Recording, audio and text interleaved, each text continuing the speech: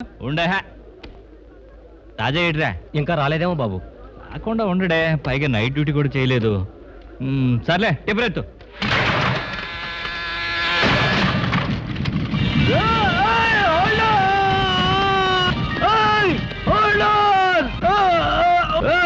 వారిని పాస్కాల గుండీరేం చేస్తున్నారా? ఏం చేయమంటారండి, రాత్రి ఇంటికెళ్తే ఓ పక్కన మా తాతగారు గురక, మరో పక్కన మా ఇంటి వాళ్ళ గొడవ. సరే లాభం లేదని ఈ తొట్లో పడక సీనేసా. మనోళ్ళు వచ్చి నిద్ర లేకపోయినా పళ్ళు వచ్చి నిద్ర లేపుతాయి కదండి. ఏడ్చినట్టే ఉంది నీ అదవ తెలివి. ఇది మామిడి పండ్ల లోడు కాబట్టి సరిపోయింది. అదే గుమ్మడికాయల లోడ్ అయి ఉంటే గుడ్డు పెట్టి ఉండేవాడు. సర్లే ఆ లోడ్లన్నీ సరిగా లెక్క రాసుకో.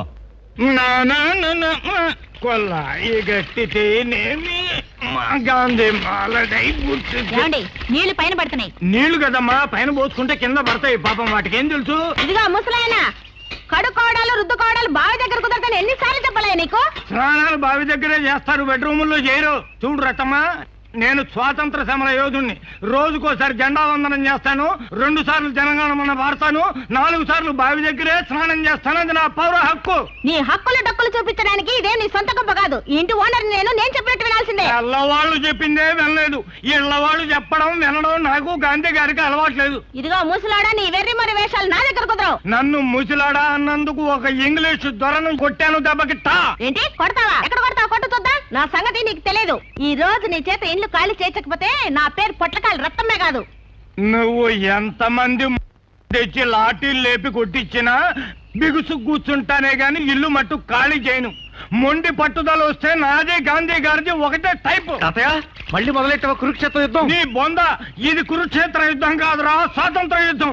ఈ చండీ రాణిని ఎట్లా చెడుగుడు ఆడాలో నాకు తెలుసు. ఏంటి నాతో చెడుగుడు ఆడతావు? రారా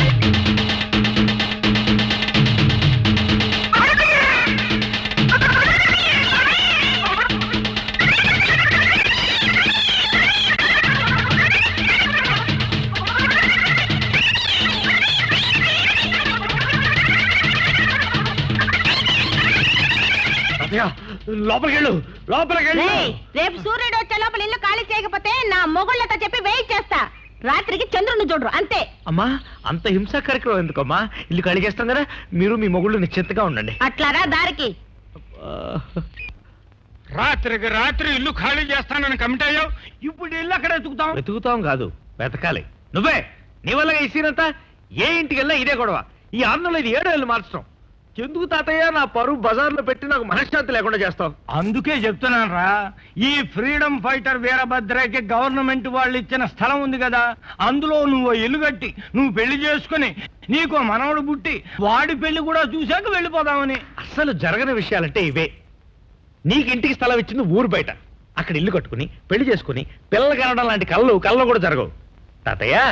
మనలాంటి జానేబెత్తుల చేతకాళ్ళు అప్పు లేకుండా బతికి చచ్చే మార్గం చూడాలి కానీ కొండకి ఇటుకలు కట్టకూడదు. వదిలే. ఓరి వెర్రి పిచ్చి చచ్చు సన్యాసి, మనిషి మనసు పెట్టి తలుచుకుంటే వెంట్రుకల కొండకు కాదురా, స్వర్గానికి నిత్యం లేయచ్చు.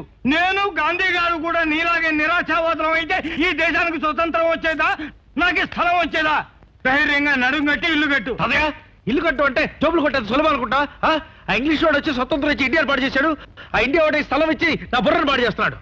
ఆఖరిసారి చెప్తున్నాను, నువ్వు కాదు కదా, నీ గాంధీజీ గారు వచ్చి నువ్వు ఇల్లు కట్టేదాకా నేను కర్రతో కొడతానన్నా నేను ఇల్లు కట్టను. నువ్వు మరీ అంత బలవంతం చేస్తే తాపి పని నేర్చుకుని కూలివాడుగా ఇల్లు కట్టగలనేమో కానీ ఓనర్ గా ఇల్లు కట్టడం మాత్రం ఈ జన్మలో కాదు, వచ్చే జన్మకు కూడా వర్కౌట్ కాదు. కాబట్టి ఆ విషయం మర్చిపోయి అద్దె కొంప కొత్త ఎతకడం గురించి ఆలోచించి తాతయ్య. రాత్రి అయితే ఒకళ్ళిద్దరు కాదు, తన మొగుళ్ళు 30 మంది దిగుతారు, నిన్ను నన్ను కూడా వాయిస్తారు. సరే, నేను ఇంటి వేట మీద పడతాను, నువ్వు ఇంటి ప్లాన్ చూడు. లెటర్న్ విషయంలోనే కాస్త కన్ఫ్యూజన్ గా ఉందిరా. సరేలే, అది భోంచేశాక మాట్లాడుకుందాం. వస్తా.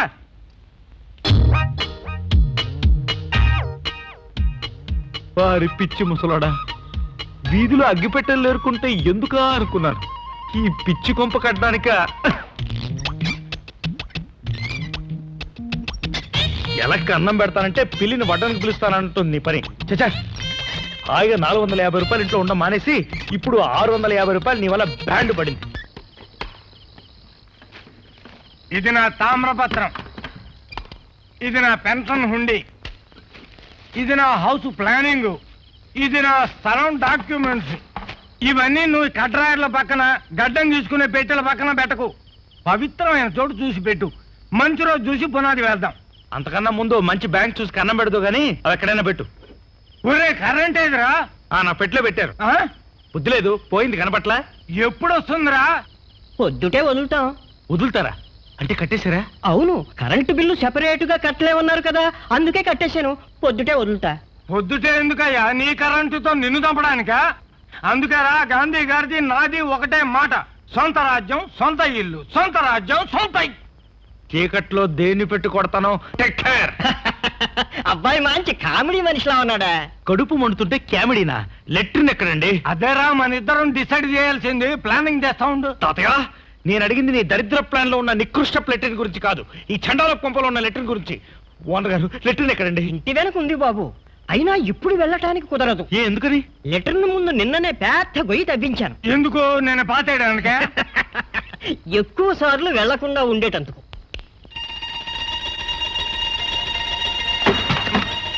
వీడవడరా ఇంగ్లీష్ వాడికి ఇల్లీగల్ గా పుట్టిన పెట్టడంలో ఉన్నాడు. ఎంత నీచాది నీచమైన కొంపను ఎందుకు తాతయ్య వచ్చావు?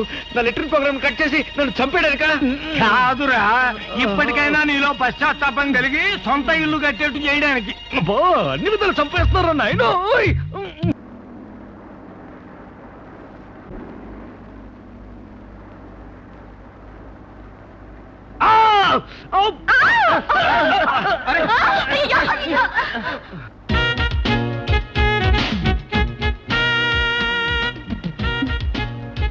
ఎవరు బాబు వెనకాల నుంచి డబ్బులంతా పొడుస్తున్నారు? డబ్బడం కాదండి, పెన్సిల్ పొడవలేదు.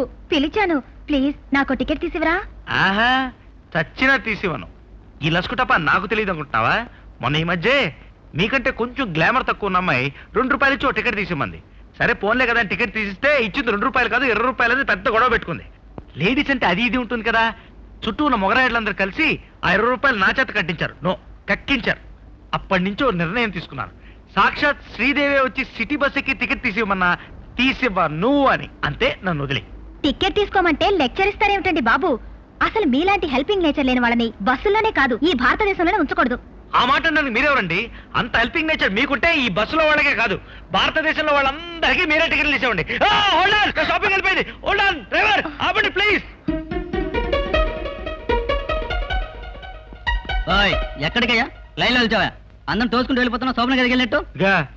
నేనే నీలా ఊపుకుంటూ డబ్బులు కట్టడం రాలేదు, క్యాషియర్ తో పర్సనల్ పని ఉండి వెళ్తున్నాను. తప్పగా అవ్వా బిజీ వర్క్, వాటర్ ఏం టైం కొరట్లేదు. Excuse me, help me please. I don't help you.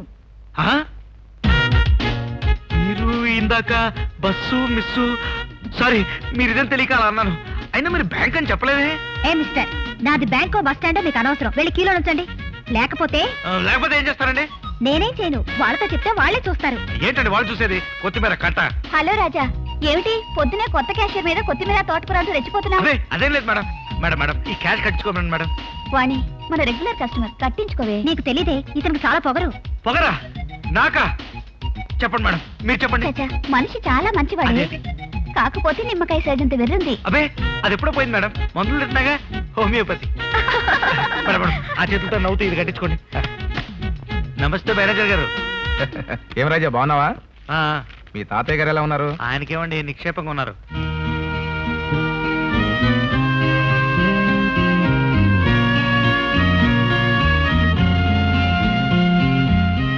చిత్రగుప్తుల్లా చిట్టా రాస్తున్నావు ఏంటది? ఏముంది? నా సేవింగ్ అకౌంట్ చూసుకుంటున్నాను. ఎంతుంది? 50,000. అబ్బా అంత డబ్బు దాచి ఏం చేస్తావే? మొగుని కొనుక్కుంటాను. ఏమిటా నవ్వు? నా బ్రతుకు చూస్తే నీకు నవ్వులాటగా ఉందా? అది కాదే తల్లి, నువ్వు అన్న మాటకి నవ్వు వచ్చింది. ఏదో వంకాయలో మునకాయలో కొనుక్కున్నట్టు మొగుని కొనుక్కోడు ఏమిటి? ఏం చేయమంటావే? నా పొజిషన్ అంతా. నీకులాగా పెళ్లికి రెడీ అంటూ నాకు లవర్ లేడు, మంచి చెడ్డ చూడడానికి అమ్మా నాన్న లేరు. అందుకే పెళ్లికైనా చావుకైనా నా ఏర్పాట్లు నేనే చూసుకోవాలి. That's my life. సారీ, ఎందుకు అలా బాధపడతావు? అయినా నీ గురించి పట్టించుకోవడానికి ఈ స్నేహితురాలు ఉందని మర్చిపోకు. నీ పెళ్లి సంబంధాల గురించి నా ఫ్రెండ్ విజయ్తో కూడా చెప్పాను, తెలుసా? విజయ్తో చెప్పావా? అవునండి, వాణికి ఓ పెళ్లి సంబంధం చూసి ఓ ఇంటిదాన్ని చేస్తేనే గానీ మన పెళ్లి జరగదని ఖచ్చితంగా చెప్పేసింది. అందుకే ప్రస్తుతం మీ పెళ్లి కొడుకుల వేటలోనే తిరుగుతున్నాను. నా గురించి మీకెందుకంటే శ్రమే ఉంది. మన ఇద్దరు పెళ్లి ఒకేసారి జరగాలని నా కోరిక. అందుకే విజయ్తో చెప్పాను. నా అనే వాళ్ళెవ్వరూ లేని నాకు నీలాంటి స్నేహితులు దొరకడం నిజంగా నా అదృష్టం. త్వరగా రాజా ఇది నేను చూసుకుంటా గానీ నీకేదో ఫోన్ వచ్చింది. అలాగండి, ఇప్పటికి 20 మూటలు దిగండి. వారిని పాస్ గల సాయంత్రం దాకా ఎత్తేట్టున్నారు ఎవరా? హలో, ఎవరు? గాంధీ గారిని కలుపుకొని ఈ దేశానికి స్వాతంత్రం తెచ్చిన వీరభద్రయ్యను నీ తాతను. ఆఖరి ముక్క చాలే. స్వాతంత్రం, గాంధీజీ, నెహ్రూ అంటూ పెద్ద బిల్డప్లు ఎందుకు? ఇంతకీ ఎక్కడి నుంచి? మనం ఇల్లు కడదాం అనుకున్నాం, చూసావు? నేను అనుకోలేదు, నువ్వే అనుకున్నావు. విషయం చెప్పు. ఏం లేదు, మన స్థలం చూడటానికి వెళ్ళానా, తిరిగి వస్తుంటే ఎవరో బడి పిల్లలు కనిపించారు. ముచ్చట బడి వాళ్ళ చేత దేశభక్తి గీతాలు పాడించి ఉన్న 20 రూపాయలు స్వీట్ల ఖర్చు పెట్టేశాను. ఇప్పుడు ఇంటికి రావడానికి డబ్బులు లేవు, ఏం చేయమంటావు? మీ గాంధీ గారు మళ్ళీ పుట్టే వరకు అక్కడే ఉండిపో. చంపేస్తాను రోయ్. నువ్వు ఆలస్యం చేసే కొద్దీ ఇక్కడ స్వీట్ల బిల్లు పెరిగిపోతుంది. తొందరరా. అబ్బా, వస్త్రాలు ఉండవయ్యా. పొల్లాయి గట్టితేనేమి మా గాంధీ మాలడై తిరిగితేనేమి.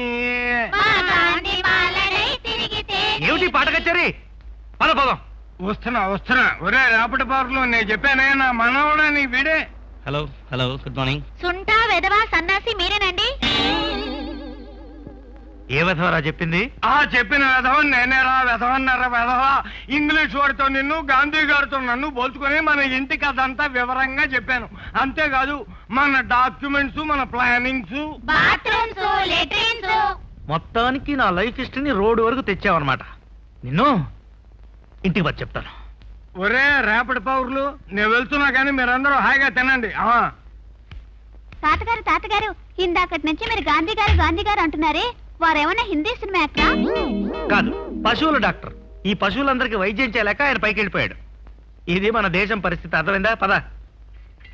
ఒరే ఈ కాలపు వెధవలందరూ నీట్ అయిపోయారా. కర్మ. పద.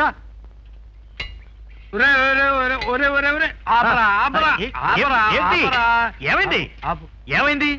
ఇదేరా మన స్థలం, బాగా చూసుకో. ఇది స్థలమా? దీన్ని పొలం అను ఓకే, తోటను ఓకే, అడవను డబుల్ ఓకే, కానీ చిట్టడవును పట్టుకుని స్థలం, బలం, వంకాయ అంటే మాత్రం నేను సహించను. నోరు మొయ్యరా వెధవ. ఏవో 4 మొక్కలు మొలిచాయి, అందుకని దాన్ని పట్టుకుని అడవి అంటానికి సిగ్గులేదురా నీకు? 2 మనుషులను పెట్టి చెరో 100 రూపాయలు ఇస్తే 4 గంటల్లో నరికి అవతల పారేస్తారు. ఏంటి? మనిషికి 100, 75 ఇవ్వు, నేను నరికి పారేస్తాను. నోర్మై, ఇంటో అనరావా అంటే కూలండి అవుతానంటావా? ఆ స్థలం మీద ఒట్టేసి చెప్పు, ఎప్పుడు ఇల్లు మొదలు పెడతావు? సరే, నీ స్థలం మీద ఒట్టేసి చెప్తున్నాను, వచ్చే జన్మ సెకండ్ హాఫ్ లో ట్రై చేస్తాను.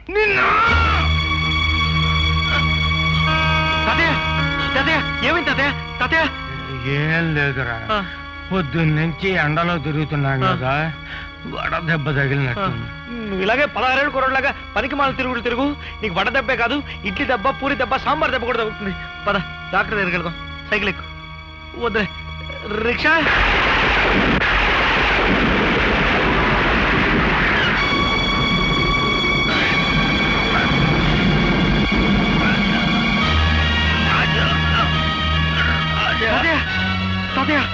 తాతయ్య, ఏమైంది తాతయ్య? ఏమైంది తాతయ్య? తాతయ్య, నేను కలలు కన్న దేవాలయం రా. నువ్వు ఎన్ని కష్టాలు పడైనా ఇల్లు కట్టి నా కోరిక. నువ్వు ఏదో దూరం అవుతున్నట్టు నాకు అభ్యర్థం చేయకు. నీకేం కాలేదు తాతయ్య, నువ్వు చాలా కాలం బతుకుంటావు. పద, డాక్టర్ దగ్గరికి వెళ్దాం. పద తాతయ్య. డాక్టర్ దగ్గరికి వచ్చింది.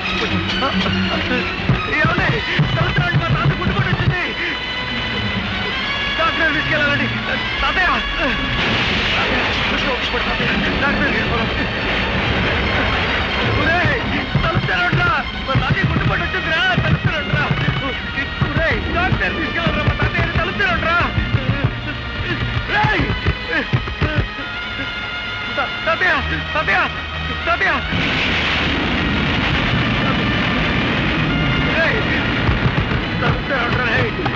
ఏంటయ్యా, ఏంటి గొడవ? మా తాత గుండెపట్టు వచ్చిందండి, తలుస్తారండి ప్లీజ్. తాతయ్య తాతయ్య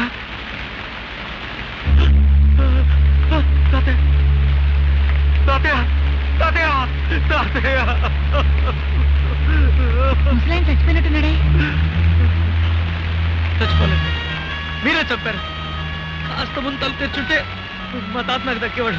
బాగుంది వరస. బంగారం లాంటి నిద్ర చెడగొట్టింది కాకుండా కాలం తీరి ముసలోడు గుట్టుకుమంటే ఆ నింద మా మీద వేస్తావా? చాలు చాలేవయ్యా. శవాలు ఎత్తిన కొంప నలుగురికి తెలియకముందే ఆ శవాన్ని తీసేయి. ఇది చాలా అన్యాయం అమ్మా, అన్యాయం. ఇంత వర్షంలో మా తాత ఎలా తీసుకెళ్ళమంటారమ్మా? ఎలా తీసుకెళ్తావు మాకు అనవసరం. తెల్లారితే శుభమా అంటూ మా అల్లుడు కూర్చో అమెరికా నుంచి వస్తున్నారు. ముందా శవాన్ని తీసేయి, ముందా శవాన్ని తీసేయి.